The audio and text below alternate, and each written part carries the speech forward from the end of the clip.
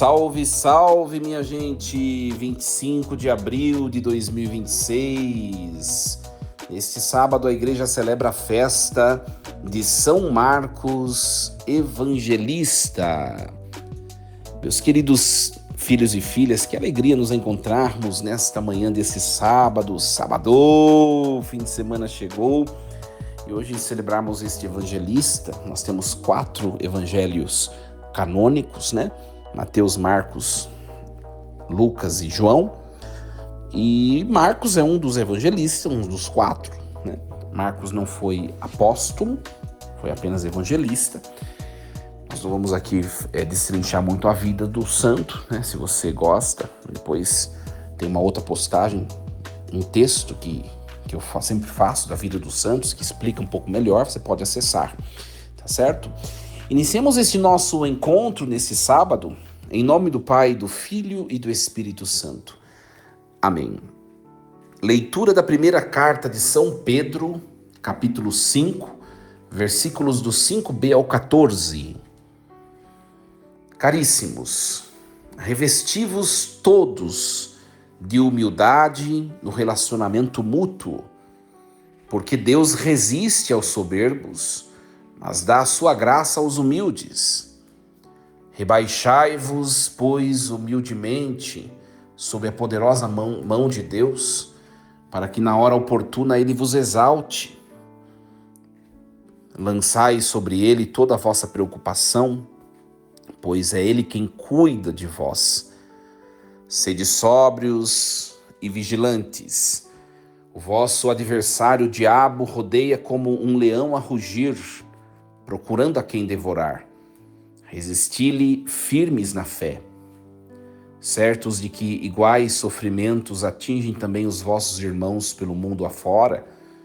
Depois de terdes sofrido um pouco, o Deus de toda graça, que vos chamou para a sua glória eterna em Cristo, vos restabelecerá e vos tornará firmes, fortes e seguros. A ele pertence o poder pelos séculos dos séculos. Amém. Por meio de Silvano, que considero um irmão fiel e fiel junto de vós, envio-vos esta breve carta para vos exortar e para atestar que esta é a verdadeira graça de Deus na qual estáis firmes. A igreja que está em Babilônia, eleita como vós, vos saúda, como também Marcos, o meu filho. Saudai-vos uns aos outros com o abraço do amor fraterno. A paz esteja com todos vós que estáis em Cristo. Palavra do Senhor. Graças a Deus. Muito bem, meus queridos. Uma coisa importante para nós entendermos, né, antes de falarmos da leitura em si, é que ao longo do tempo da Páscoa, nós vamos escutar sempre os Atos dos Apóstolos. Eu tinha dito isso há muitos dias. E aí você pode se perguntar, padre, mas hoje foi lida a primeira carta de São Pedro. Por quê? Porque nós estamos celebrando uma festa litúrgica. Então a festa de São Marcos hoje caiu nesse sábado, né? Caiu nesse sábado da terceira semana da Páscoa. No ano que vem vai cair outro dia, né? Provavelmente vai ser no domingo, né? Sempre um dia depois, né? E no domingo nem é celebrado a festa, né? Então, quando nós temos uma festa de um santo, uma festa litúrgica, tem textos próprios que acabam suprimindo o texto corrente, que é o que aconteceu hoje. Como é uma festa, e nesta festa sempre se lê essa leitura, acabou suprimindo os Atos dos Apóstolos, para você entender, tá? Muito bem. A primeira carta de São Pedro, a gente precisa entender um pouquinho sobre o texto. A primeira carta de São Pedro, gente, ela foi escrita provavelmente entre os anos 62, 64, depois de Cristo, partindo da Babilônia, né? Que é um codinome cristão para Roma, tá? Então, isso é a versão de alguns teólogos, tá? É a versão de alguns teólogos.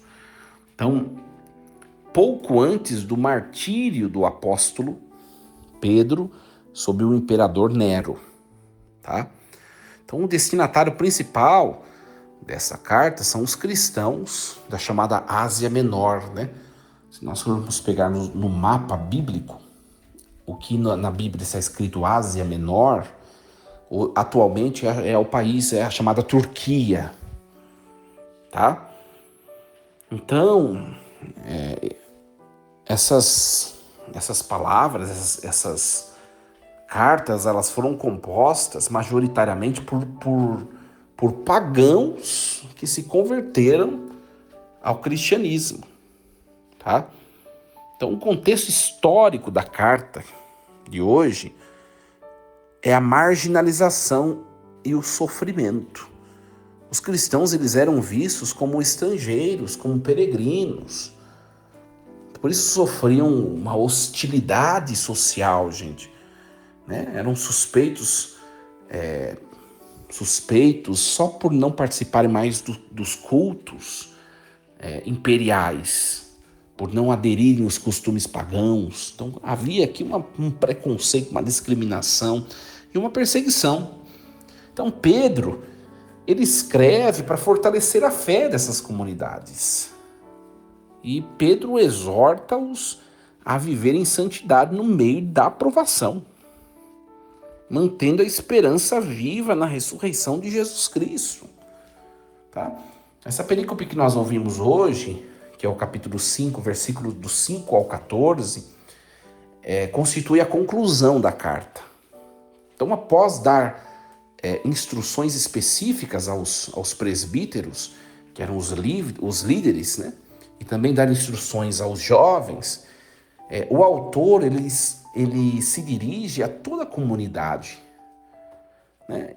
E ele sintetiza as atitudes fundamentais para um cristão que vive sob pressão externa. Primeira atitude, a humildade diante de Deus. Segunda atitude, a confiança na providência. Terceira atitude, a vigilância contra o mal.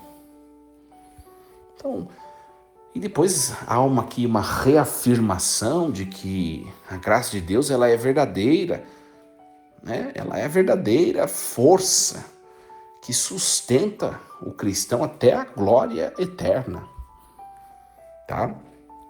Por isso que começa o texto: revesti-vos todos de humildade no relacionamento uns com os outros, porque Deus resiste aos soberbos, né? Deus resiste aos soberbos. Então, a humildade, a gente vê aqui, gente, não é um sentimento de inferioridade. Quando a gente fala a palavra humildade, parece que a gente tem que se inferiorizando. Não, a humildade é uma postura de verdade diante de Deus. No nosso cotidiano, seja na nossa paróquia, no nosso trabalho, na nossa vida familiar, revestir-se de humildade significa servir sem buscar autopromoção. Sabe, fazer alguma coisa que nem nos cabe fazer, mas a gente faz porque ama a comunidade, a família, o trabalho. Isso é humildade, não é? Hoje em dia as pessoas só fazem as coisas se tiver retribuição, né, gente? É um grande problema atual, né?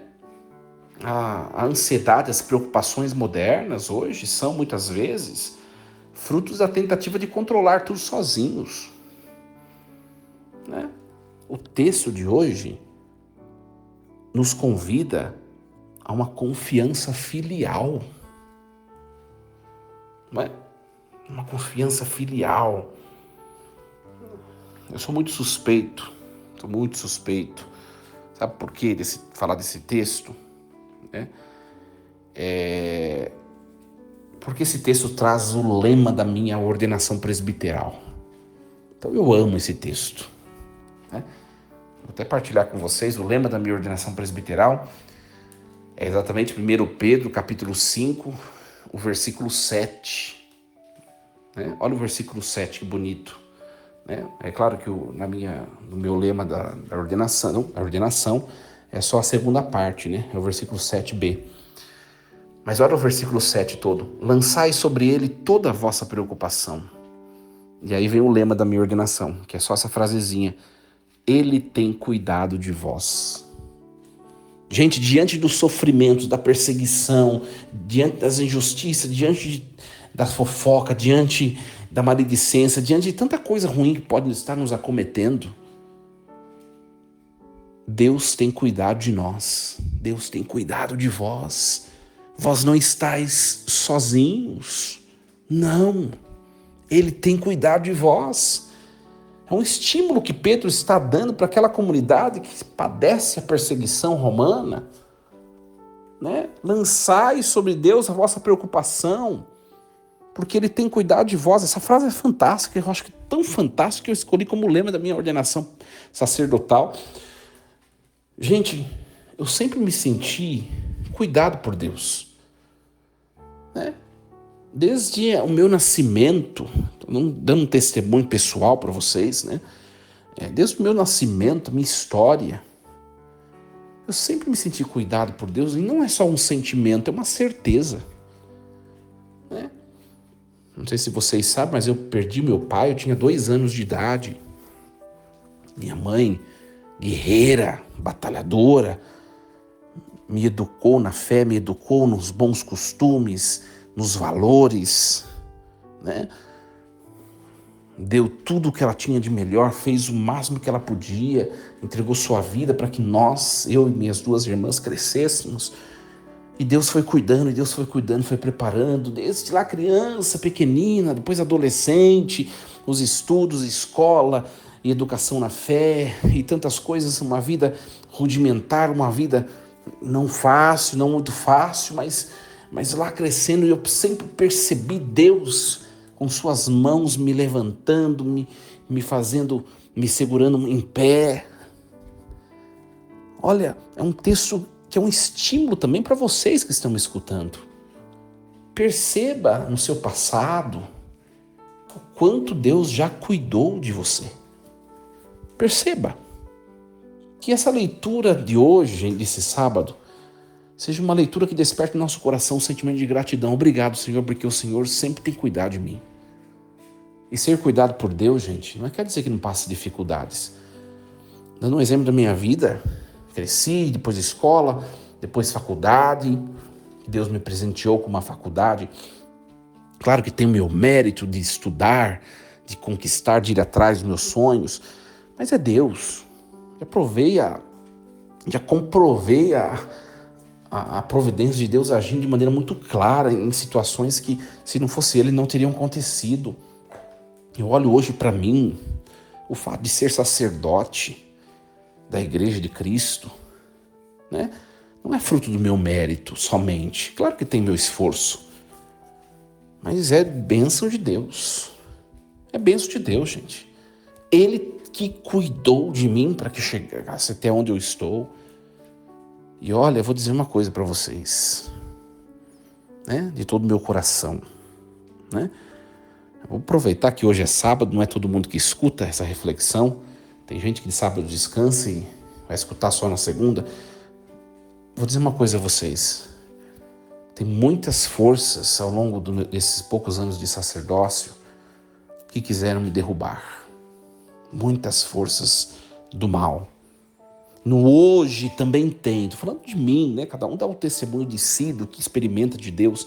No hoje também tem, mas a gente não pode parar. Como diz o texto de hoje, o demônio está como um leão rugindo, procurando a quem devorar.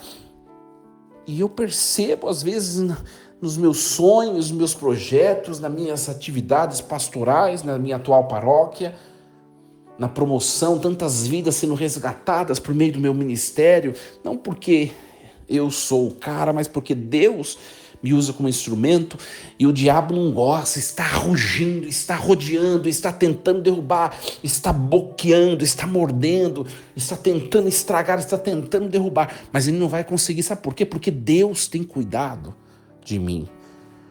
Estou dando um testemunho da minha vida para que você também coloque essa palavra na sua vida. Às vezes nós ficamos olhando muito para o leão que está rugindo e nos machucando. Acontece sim.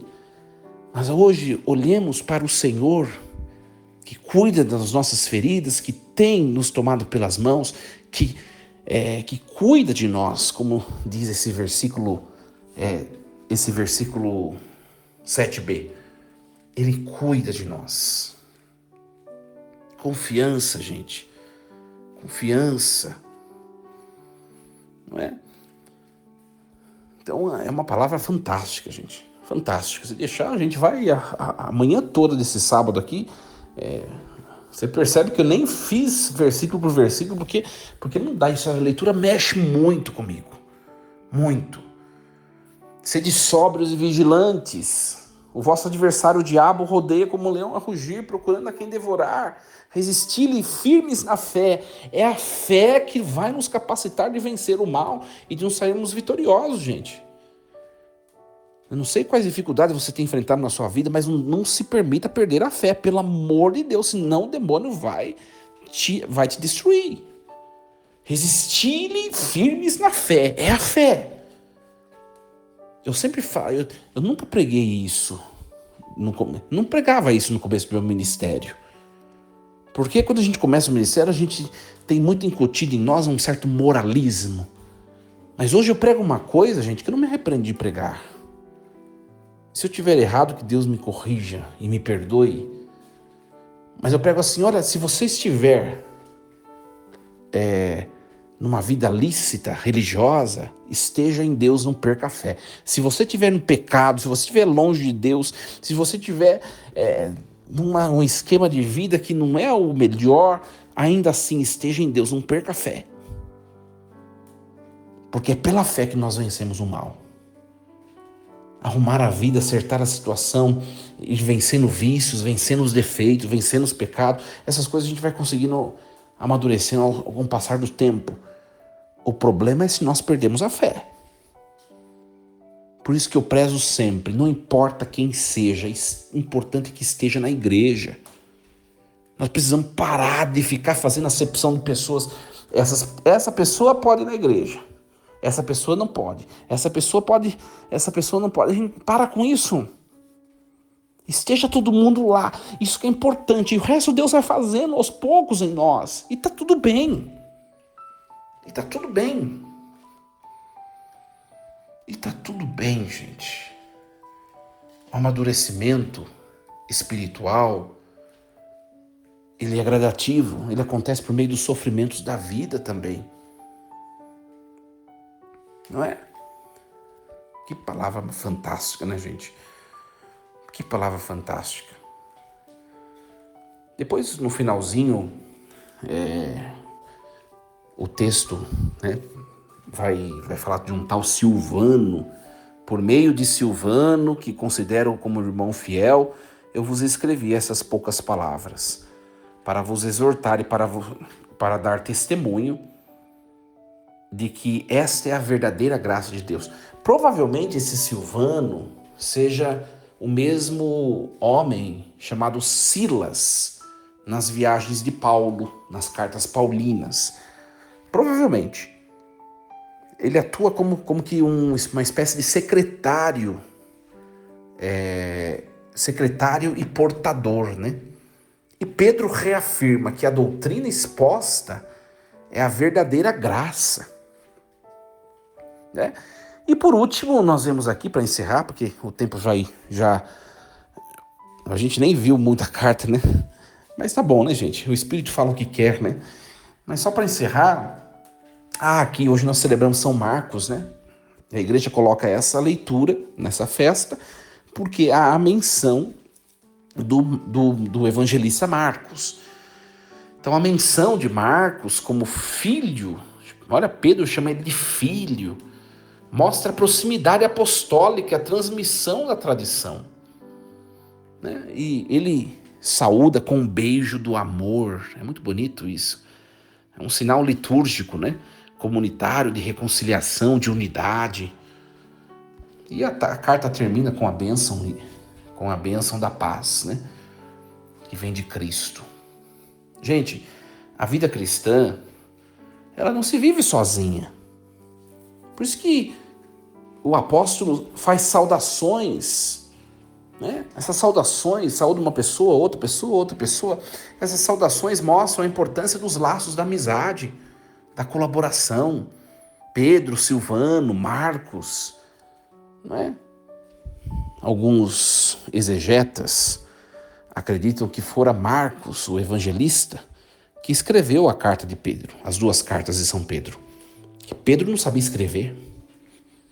Alguns exegetas, ainda os mesmos, acreditam que o próprio evangelho de Marcos também não foi escrito por Marcos assim. De onde Marcos, como que Marcos sabe? Porque quando Marcos conviveu na época de Jesus, ele era criança. Alguns exegetas acreditam que Marcos ouviu tudo de Pedro, quando ele escreve o Evangelho. É interessante isso, a Bíblia, né? Interessante. Então nós vemos Pedro, Silvano, Marcos, né, e tantos outros, a amizade que salva, não é? Nós precisamos valorizar aqueles que, como Silvano, são irmãos fiéis no trabalho pastoral. Não é? Eu tenho dito a vocês, né? Estejam próximos a pessoas que puxam vocês para cima, que edificam. Não dá para a gente ficar próximo de gente tóxica, que não nos acrescenta, que não nos faz bem, não é? Que só sabe nos criticar, que só sabe ver o que há de defeito em nós, não sabe valorizar o nosso bem, não sabe valorizar as nossas virtudes. Todo mundo tem defeito, mas todo mundo também tem virtudes. Boas amizades nos levam a Deus. É isso que demonstra esse finalzinho dessa leitura de hoje. Nos levam para Deus. Estejamos no meio de pessoas que nos querem bem, que gostem de nós, que valorizem o que nós temos de bom e relevem os nossos defeitos. É isso que vale a pena na vida, não é? Silvano, Marcos, Pedro, eles aprenderam muito bem essa lição, não é verdade? Muito bem, minha gente, passando do tempo, misericórdia. Desejo a vocês um excelente fim de semana, sábado, força e coragem em nome do Pai, do Filho e do Espírito Santo. Amém. Um excelente fim de semana, como também um excelente começo de semana, um excelente domingo, né? Muito bom conviver com a família, com os amigos, né? Leve um abraço do Padre Diego a toda a família, a todos os amigos. Nós voltamos com esse nosso encontro na próxima segunda-feira, se Deus assim nos permitir. E lembremos-nos sempre, Deus está no comando de tudo.